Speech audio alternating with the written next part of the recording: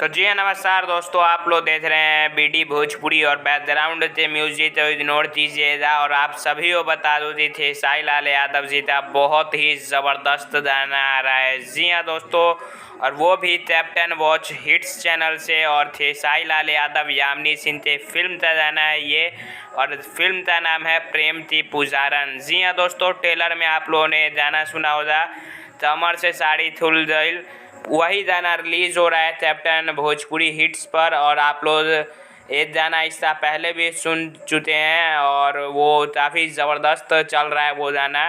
और दूसरा गाना कमर से साड़ी रिलीज़ हो रहा है, खेसारी लाल यादव प्रियंका सिंह जी ने आवाज़ दिया है।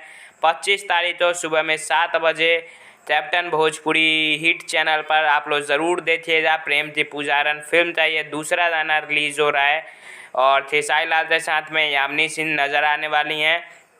तो कितना इंतज़ार है और कितना पसंद करते हैं जोड़ी, तो ये भी कमेंट में ज़रूर बताइएगा।